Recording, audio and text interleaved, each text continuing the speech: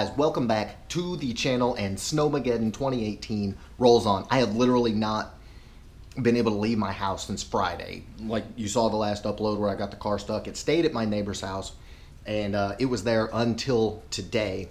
We were actually able to get out of our neighborhood and go to the store and get some food and stuff like that. So this has been a major pain. I've got ridiculous cabin fever. We're all sick of sitting in the house. But I do have an upload for you. And what I'm covering today is the most asked question that I get from all of you, from email, from PM, that Jeremy Dover gets when people are wanting to know, about getting their car swapped over to Coyote, and that is the price. So this is a very, very complicated situation, or not necessarily a situation, but a very complicated subject to cover.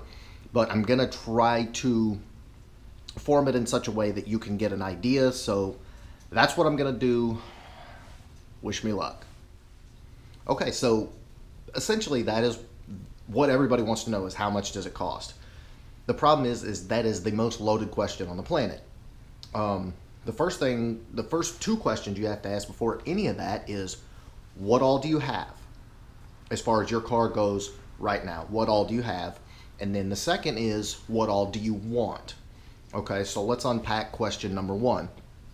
What all do you have? If you're starting with a Fox body like I did, that is a push rod motor setup and has I essentially have nothing that is needed to do the Coyote swap. So I need everything. I need engine. I need transmission, because the transmission that I have wasn't strong enough. Now, yes, you can use a transmission that's not strong enough and roll with it until it breaks and save a little money there. But I need a transmission, period, because I'm wanting to get the car together and I don't want it to break a week afterwards. So yeah, I need a transmission.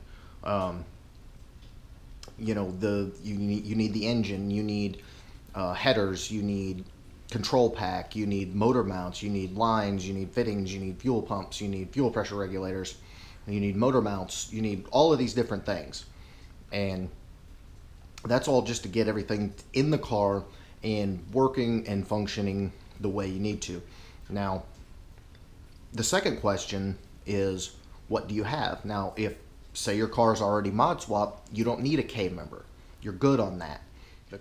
Okay, so the other question is, what do you want? That's an extremely tough question. Do you want power steering? Do you want air conditioning? Do you want the max performance that you can possibly get when doing this swap? Let's think about this. Can you take the stock Mustang manifolds and modify them to work with your stock H-pipe or your current H-pipe?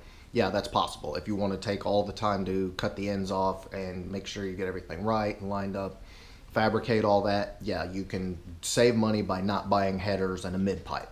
You can do that. You better be ready to do some fabbing.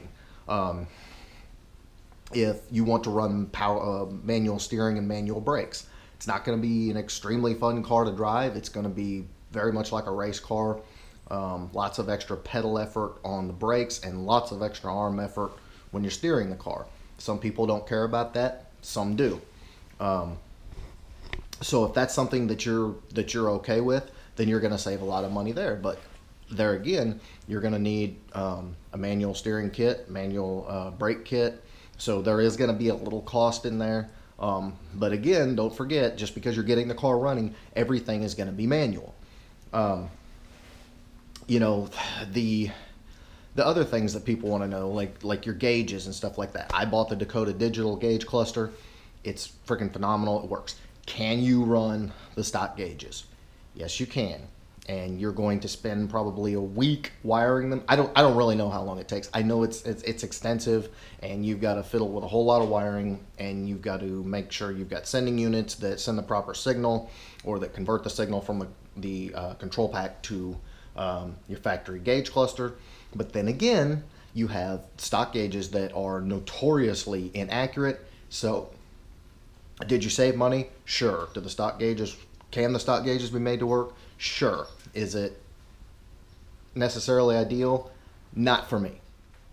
So what are some of the ways that you can save money when you're doing the coyote swap. Number one, if you've already got an engine and transmission in your car, you can sell those and make some of the money back.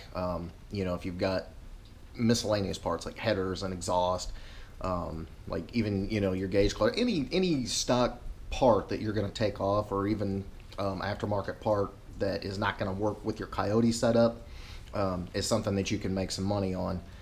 So you can use those to offset the cost of doing the coyote swap. But then again, you still have a lot of little stuff that you have to get. You've got to get motor mounts. You have to figure out a way to mount the transmission. I use the Stifler's cross member, but you're going to spend some money on that. So can you do a whole lot of metal work and fab work and make stuff work? Yes, you can. I've actually even seen they're plowing. Wow, wouldn't that be great? I've actually even seen a company cut up a stock K-member and make it work. So the short answer is yes, you can do a whole lot of fabricating work if you're into that and keep the stock stuff and save a bunch of money. So the bottom line question is, you're going to have a motor. You're going to have a transmission that works with it. And if you're trying to run like your stock T5, if that's what is in there, you're going to need a bell housing that is for a modular engine, or will allow you to adapt to a modular engine like a QuickTime or something like that. So there's a lot of little things. There's no right answer when someone asks how much is a coyote swap. Jeremy Dover, that my buddy that we're working together on mine, and he also kind of does these in his spare time in his shop.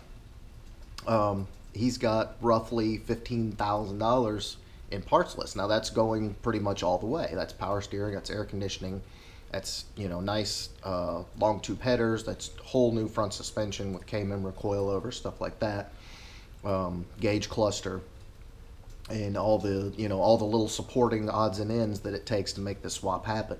So there's really, you can do this on a budget if you want to put in tons and tons of man hours to make factory stuff work, like the K-member, like a stock set of Mustang headers off of like an 11 to 14 Mustang, something like that. So yeah, it can be done. The question is your level of skill and your amount of patience going to allow you to do that, because that's ultimately going to determine whether or not you can save a ton of money. So if you've got $2,000 in the engine, and let's say your transmission works, and you try to use the stock Mustang headers and cut and modify those to work, theoretically you could do it possibly for $7,000 to $10,000. And again, this is with a lot of fab work. This is a lot of you cutting and grinding and welding and measuring, and doing things to make parts that aren't necessarily supposed to work. So if that's what you want to do, hey, that's hot rodding. By all means, go for it. Now, I am compiling a downloadable PDF to go on the website that you can go to and save to your phone or save to your laptop and get an idea of cost and like what I've spent, stuff like that. But I'm going to tell you on the front end, it's a chunk. My car, I still don't have all the parts that I need for it, and I'm up to about $9,000 in parts. So, and I don't have a transmission yet that's strong enough to stand up behind the Coyote, so I haven't done that. I don't have a clutch. I don't have a bell housing. A lot of the other stuff, I need to order some Prothane motor mounts. I need to order fuel line fittings, stuff like that. So, this is not necessarily a budget build. I would never call this a budget build. And can it be done on a budget if you've got a fab shop and a whole lot of skill, welders and all that stuff? Absolutely. But for me personally, I don't have all that stuff, and I don't necessarily want to take the time to spend that. I want a good quality set of headers. I want a big beautiful cold air intake to put on it, like I have from JLT. But I'm not saying anything about that because I don't have it yet. So that is the short answer. You have to answer a couple of questions, like I said in the beginning of the video, before you can even begin to think about what it's going to take for you to do your Coyote swap. And that is, what do you already have? as far as parts that, you know, normally you wouldn't have to buy, and what do you want as far as all the accessories, the power steering, the power brakes, the air conditioning, all of that. So that's the main thing. Sorry about the neighbor driving by and wondering what in the world I'm doing standing out here in the cold. So that's what I definitely recommend to you at first. And please feel free to drop a comment below, ask a question, whatever. And I'm happy to answer it. But this is such a wide open subject, and I know everybody wants like a dollar amount. That's all everybody wants is a number. And that's just not something that you can answer with any amount of certainty or accuracy, because it just simply, there's too many variables basically. And I'm really trying not to drone on, but I can't really answer that question 100%.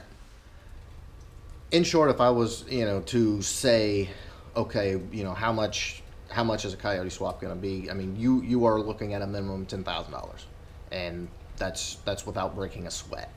And there are some ways around this, offsetting the cost of the motor. Like I said before, you can try and find used parts. There are some, you know, used control packs, used headers, used K members.